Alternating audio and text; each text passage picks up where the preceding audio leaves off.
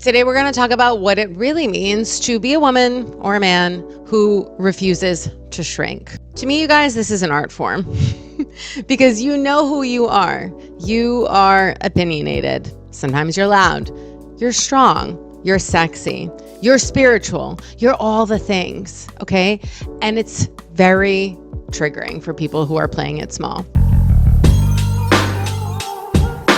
Unfortunately, we live in a society that rewards being like safe and palatable.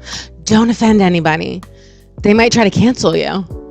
You guys, I'm uncancelable, by the way. Honey, try me.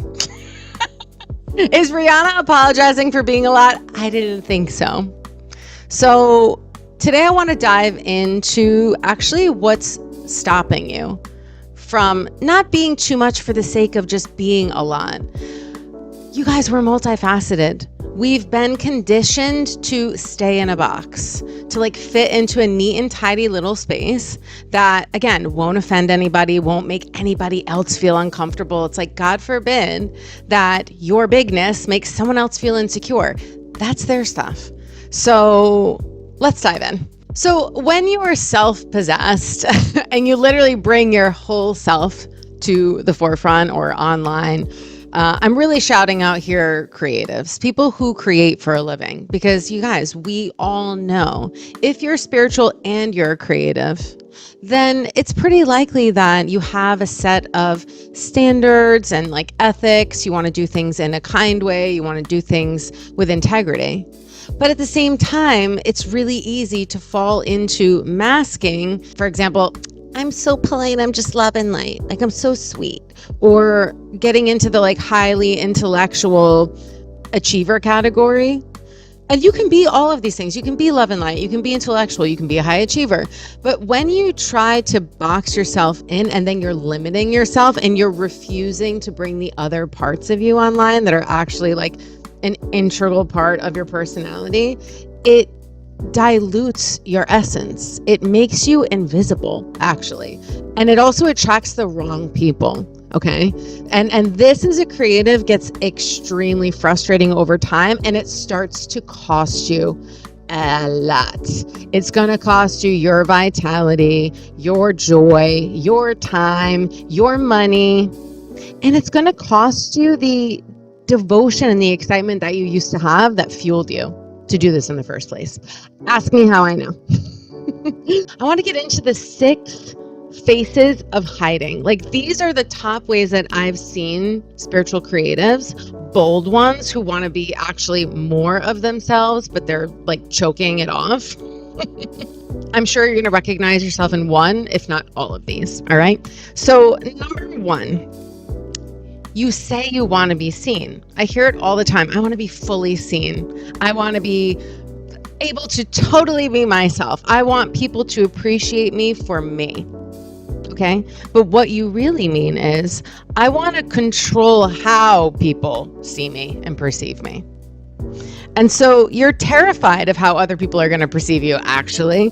And in your full power, it means they're going to be seeing you unfiltered, unpolished. This kind of power is not validation seeking. So it's really important to understand where you're, manipulating people's perception of you by hiding parts of yourself and repressing parts. Okay, number 2, your addiction to control is suffocating your creative flow.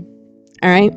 You've built systems and things so that your work and your life doesn't feel chaotic. But creativity is also chaos, you guys. It is.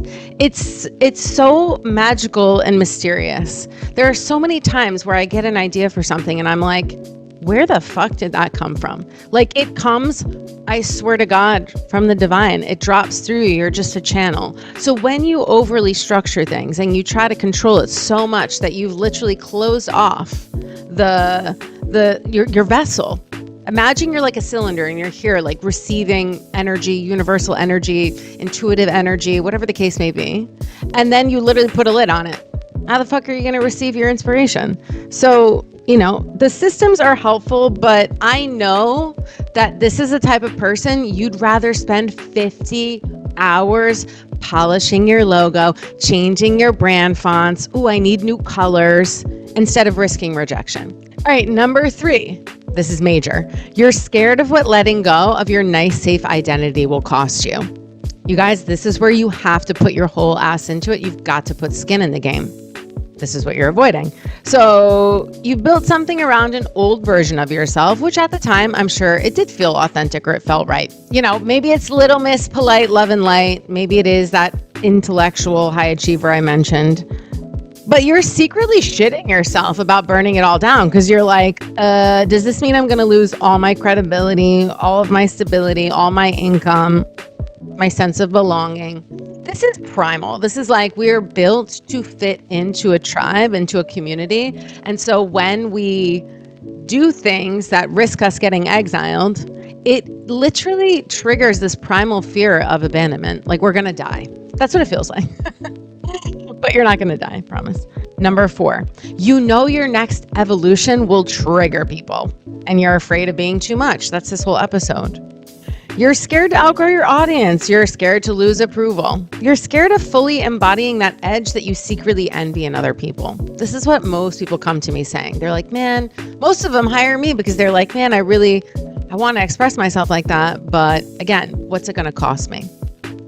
And so you might follow other creators that are more bold or more erotically expressed or whatever the sort of edge that you want to lean into that you've been avoiding. But you're also very magnetized to it. But it can be so activating that you flip-flop. Like when people will come and like, I notice this too in my audience, like people will follow me, unfollow me, follow me, unfollow me, come, leave, come, go. It's very hot and cold because there's a magnetism of like, oh, there's something that they want.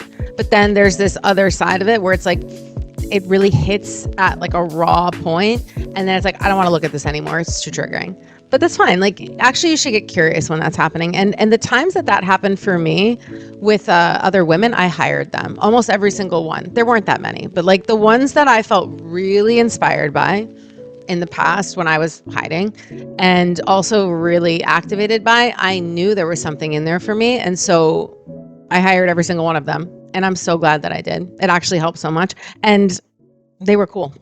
Number 5. You want the hot and sexy rebirth, but you don't want the awkward, uncomfortable void space in between.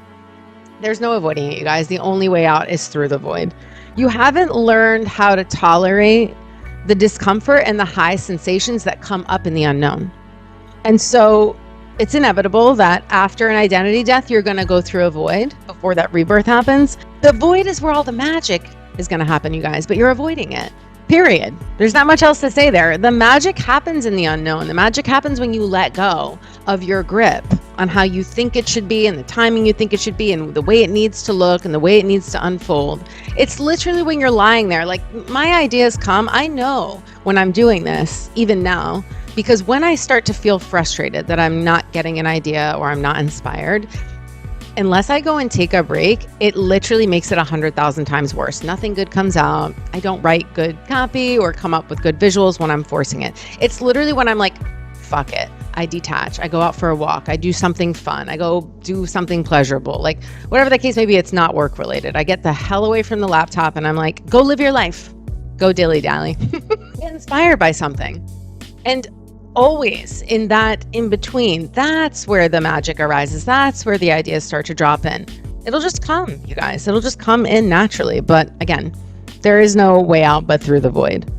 And number 6, I really feel like this is one of the most important ones for spiritual people, like that have high integrity. You still carry guilt and shame around desire and wanting more. So this is a really hard one for me too, because I didn't want to be a sellout and I didn't want to burn people on my way up. So I was overly cautious and overly modest and overly humble. Those are beautiful qualities, to be modest, to be humble, and to have a beginner's mind.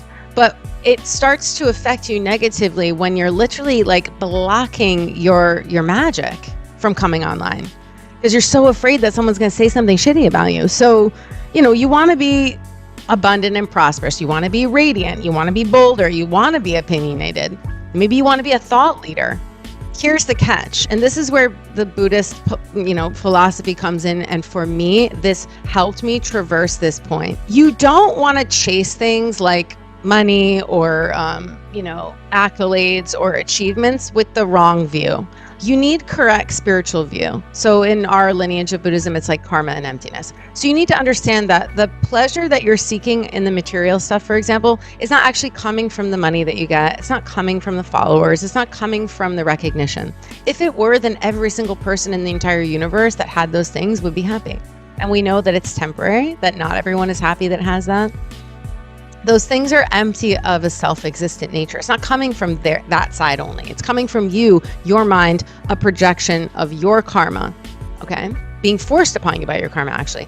So the only way to do this correctly is to start to implement that viewpoint. Now, when you're no longer grasping to material things and climbing the ladder for the wrong reasons, okay, then there's the flip side of that paradox. That, because you have to understand that these things are not going to save you. They're not going to solve all your problems. Like I just said, if money solved all your problems, every person that had a lot of money, 6 figures plus, would be joyful and not depressed and not an addict and not struggling at all. And we know that there are a lot of people with money that are suffering still. Not all, but there are. If having a lot of followers solved all your problems, then people with 1 million followers would all be, living their best life. And we know that a lot of them are not. So just do the math. You know what I mean? Whatever you think is going to save you, these things are not saving you. So on the flip side, when you understand that's not what's going to solve your suffering, the only thing that's going to solve your suffering is a mind that's free from suffering. That's why I started to study Buddhism. That's why I meditate every day. That's why I'm growing on that path. Because I recognized the sales and marketing shit only got me so far. It was good, it helped, but at the end of the day, I knew I needed to go to a much deeper place, and I needed tools far beyond sales industry or whatever. So when you start to understand this paradox, then you can open yourself up to enjoy the earthly experience. There's nothing wrong, you guys, with being happy or having money or having prosperity or feeling good in your body or whatever the case, or feeling beautiful and treating yourself and taking care of yourself. These are things that bring me a lot of pleasure. Why? Every time I'm doing something, I'm thinking of a specific intention. And I'm not just doing it for me, I'm doing it for all beings, because at the end of the day, my practice is for the sake of all beings. So, and I'm not just saying that, I mean it. I'm living it when nobody's looking and nobody's clapping. So this is where I'm actually this is the angle I think that's the most important one of this whole episode. It's like, you can want more, but understand what you want is actually ultimately to be free of suffering. But that doesn't mean you can't enjoy the earthly realm. All right. So that's what I want to help you do, because you've gaslit yourself into believing that repression and scarcity is humility. They're not the same thing, you guys. Scarcity creates more scarcity. Repression creates more repression. Humility is rooted in love and compassion, and like I said, correct spiritual view. So when you have a lot of integrity, as I do, it's probably my highest value.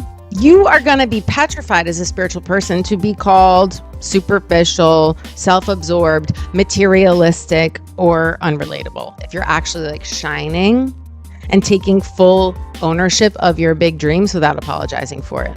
Like I said, this was a big hill for me. That was a mountain to climb. That took me a long time.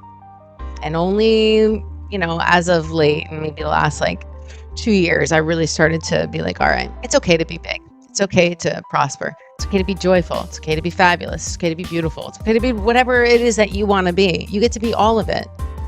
All of it. So that's why I think this is an art. To be too much and to do it in a way that feels very authentic. You're not just doing it to be loud and to be heard. Some of the most powerful people I know are not loud. And I'm also not always loud. It's not about being loud. It's about being whole. And about really not cutting off and trying to hide away certain parts of yourself and then feeling shame about those parts, feeling like they're not acceptable. You're acceptable. Yeah, be mindful, be discerning, and don't do things to create harm, okay? But there's nothing harmful about being fucking fabulous and big. My permission slip to you, okay? I want you guys to feel alive. I want you to feel joyful effort. It's a virtue. It's one of the 6 perfections in Buddhism. The more joyfully you're doing things, the more of those karmic seeds you're creating. Like produces like. All right. So I have a new offer. It's a 90-minute session. It's called The Threshold. So for many years, people have been coming to me, spiritual creatives who are edgy, but they want to be edgier. And you're in between identities. You're like in this weird liminal space where you know that the old you has to die, but the new you hasn't fully like emerged yet. And maybe you have sort of an idea of what you want, but you're like, how the fuck do I bridge the gap? And also I'm terrified. So, but this is only for you if you're edgy, like edgy and erotic. Okay. That's it. If that's not you, if that's not the direction you're going in, this is not the offer for you. If it is, and those are typically my people, all my little Scorpios and Aries and Sagittariuses and people with fire in their chart and Scorpio in their chart, like those are the ones that typically come actually. And by the way, I feel that that's part of our life path. But anyway, if that's you and you are on that edge and you're just standing there staring into purgatory, like I said, that's costing you. And over time, it's going to cost you a hell of a lot. I am here to serve you. Now, it's just a starting point, okay? And everything is explained on the page. But I'm also opening up like a very small amount of spaces for a 6 or 12-month mentorship called Alchemy. This is where you put your whole ass in the fire, okay? This is where you come in one way and you are going to transmute and transform and have fucking revelations and leave a completely different person. Promise. That's my promise to you. In power, in love, in your creativity, and in your devoted like embodiment. I'm only here for people that really want to be devoted to something full out.